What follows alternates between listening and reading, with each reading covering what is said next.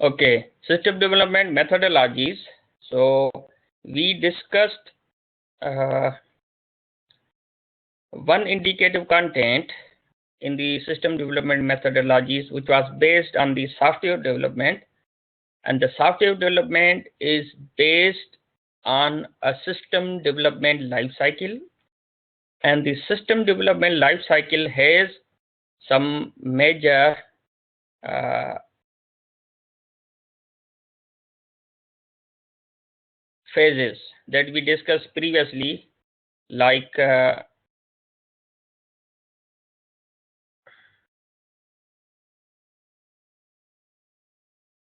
requirement analysis, gathering, design, implementation, testing, deployment, maintenance. So every system development life cycle should have these five these phases, and different approaches of the system development life cycle, like waterfall model, incremental model, V model, they have to adapt these phases in their own way. And obviously those approaches have their own advantages and disadvantages, as well as they have been classified into certain terms.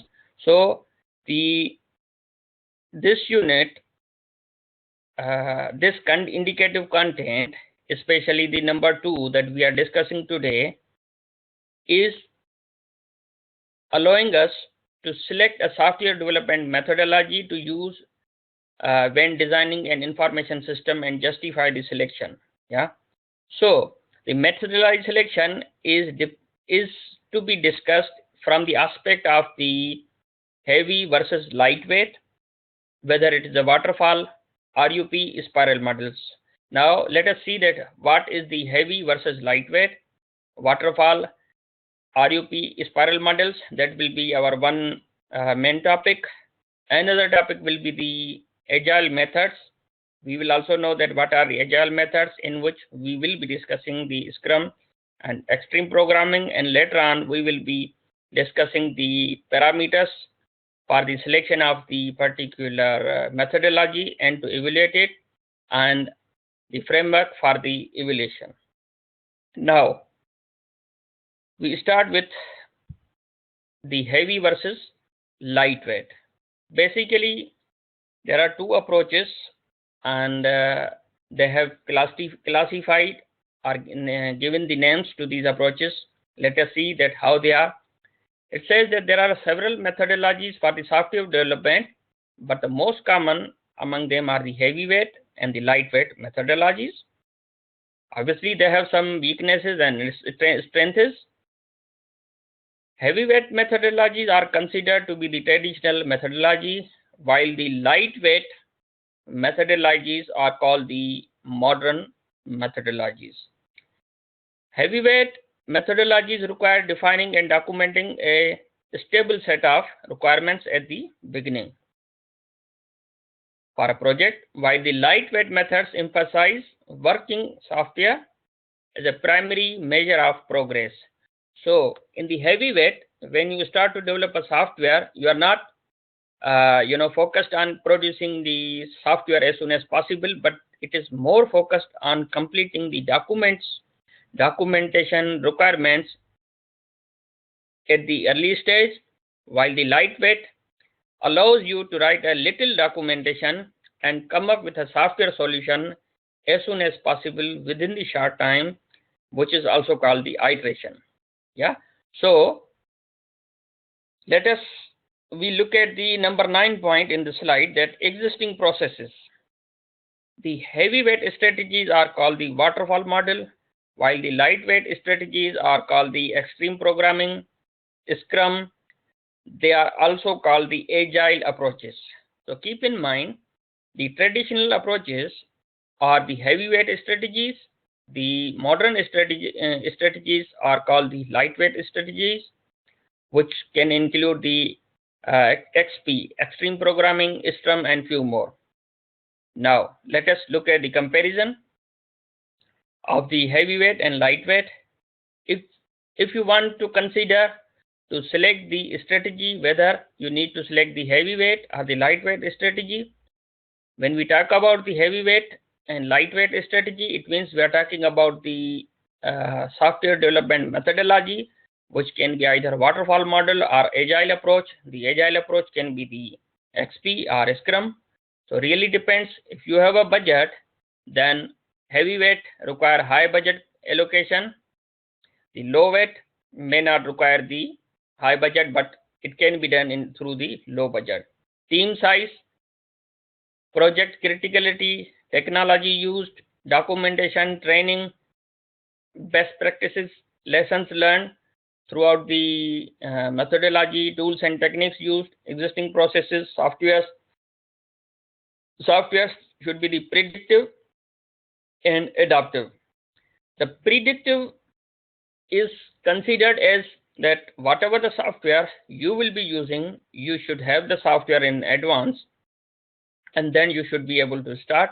While in the adaptive software selection, you can start with any software and come up with some solution, and then that's not a problem that the software, which software will be used. However, you can not stuck on the selection of the software. So obviously these are the advantages and disadvantages. You will really need to consider these parameters while selection of the comparing the methodologies. Now the waterfall model, we have already discussed the advantages and disadvantages of the waterfall model in the previous lecture, so you can repeat it, and you know well that what are their advantages and disadvantages. The next topic is the one of the methodology or the concept is RUP, Rational Unified Process. This is a software development methodology from the rational based on a UML. A rational is a the consortium, a group of people who have advised this methodology called Rational Unified Process, and they are mostly based on the UML.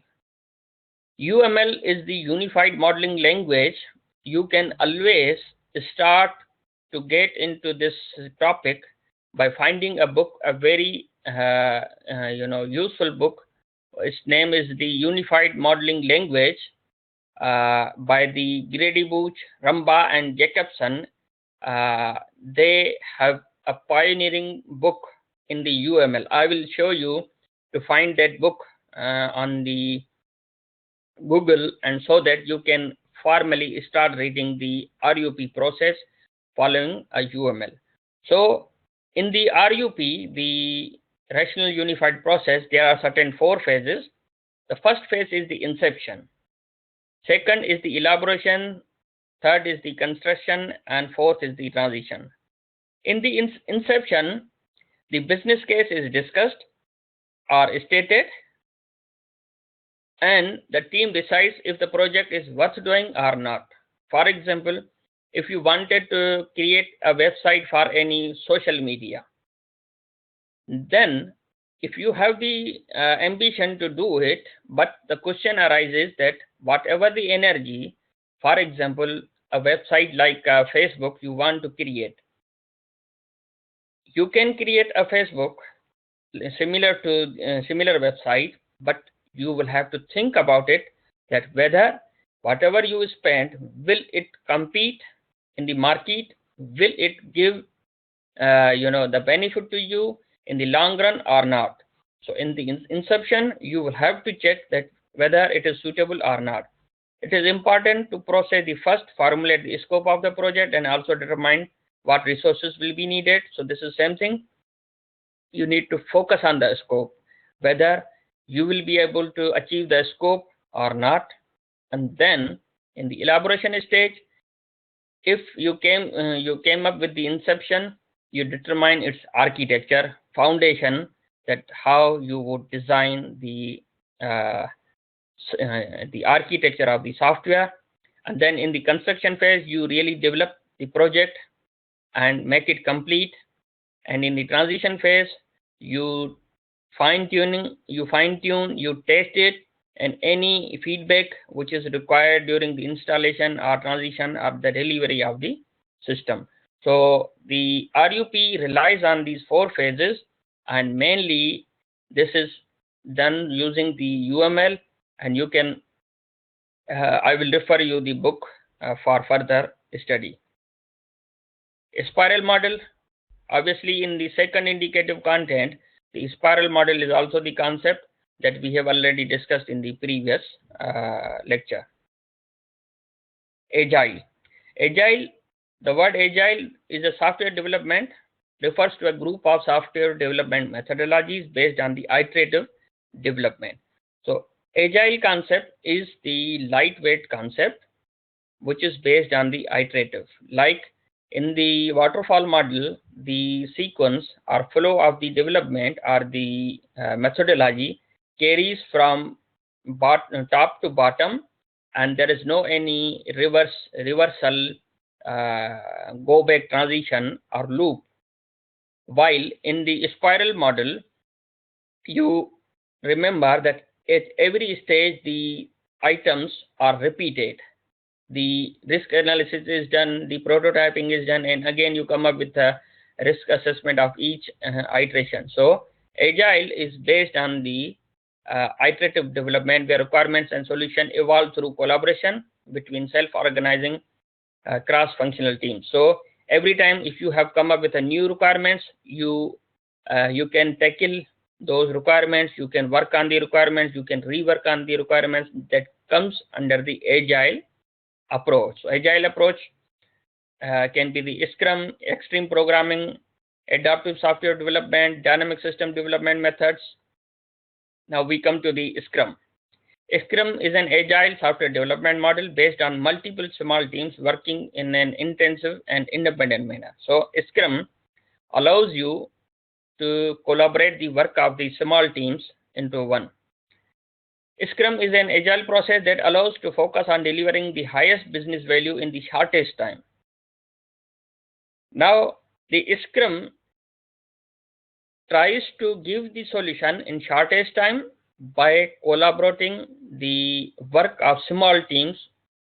It is not the case that only one person is developing the software, which might stuck into different phases, but you can hire the different system analysts who get the requirement, others get the design, another team might implement, and the very different team which is only dedicated for the testing of the software. So Scrum is based on that particular the approach. It allows to rapidly and repeatedly inspect actual working software every 2 weeks to 1 month normally. The business sets the priorities, that whatever the priority you want to give it to the software. The team self-manage to determine the best way to deliver the highest priority features. Every 2 weeks to a month, anyone can see a real working software and decide to realize it as it is complete or continue to enhance for the another iteration. So it is only possible if you have a working team and dedicated team for each phase of the development. So within the framework, certain roles are decided, like a product owner, Scrum Master, team, and ceremonies that includes the planning, review, retrospective, daily Scrum meetings, product backlogging, sprint backlog, burn down chart. So obviously these are the core terminologies of the Scrum. So overall, you should be able to know that at superficially that what is Scrum. Scrum is based on the different teams of software developers who have the capabilities in their own areas, and they come up to produce a software as soon as possible, and then the further detail can be elaborated into these terms. Now we discuss the extreme programming. The extreme programming is a software development methodology which is intended to improve the software quality and responsiveness to changing customer needs. Now, when you think about a domain where you expect the requirements of the customers very changing, then you are looking for the extreme programming methodology. It's a type of agile software development. It advocates the frequent releases in short development cycle, which is intended to improve productivity and introduce checkpoints at which new customer requirements can be adopted. Now, the extreme programming focuses on producing and interacting with the customer and getting their requirements from time to time in frequent iterations. Once, for example, there are certain, for example, 10 requirements are given by the customer. It is the beautification or the advantage of the methodology, the extreme programming methodology. It will allow you to create or complete one requirement and then put a checkpoint, a kind of stop on the first requirement to be completed. If it is completed, then go ahead on the next requirement. You can put a checkpoint on the second requirement. For example, the first requirement is based on the 10 lines of code. Once the 10 lines of code are done, you can stop your programming, or you can highlight that up to that point the first requirement has been done. Let us go to the another requirement and go to the third requirement, and you can always use the checkpoints. So you can always come up with the frequent changes of the customer whenever required, and it doesn't work like the traditional model where the requirements are gathered in advance. Obviously that is the traditional one, like a waterfall model, but you are dealing with the extreme programming, which has to be done in frequent releases using the checkpoints. Now, how you would be selecting the methodology? Again, in previous slide we discussed the differences between the heavyweight strategies and lightweight strategies, and also the selection and evaluation of the methodology also depends on these factors, such as whatever the budget you have, whatever the team size, project criticality, documentation, training, existing software available. So selection really depends on these factors. Then you should select that which methodology suits you for the selection. And then the word is the evaluation. Evaluation is the assessing the software methodology and checking whether it is feasible, is it doable or not. To evaluate the performance of the methodology, you need to have some parameters. For example, if the chosen method, is it usable or not, you can evaluate it, you can rate it, you can grade it, that is it usable or not. Understandability, if the methodology is the methodology understandable or not. How about its documentation, whether the documentation is good, is illustrated. For example, if it was the RUP, Rational Unified Process, then its documentation would have been documented using UML. And the build ability, how it allows you to build, install ability, learn ability, sustainability and maintainability, test ability. So these quality of service terms allow you to determine, to evaluate the software methodology. If you want to consider their weightage into the evaluation, then you can evaluate the methodology very well. So these are the certain indicative contents of this particular learning outcome evaluation methodology. Let me go through the evaluation methodologies, a certain discussion on the agile methods, Scrum, extreme programming, and heavy versus lightweight, waterfall, RUP, spiral models. And now basically these assessment criteria would relate you towards your assignment, that you need to consider these indicative contents in order to write your assignments, answer scripts. So I stop the recording and then you can ask any questions.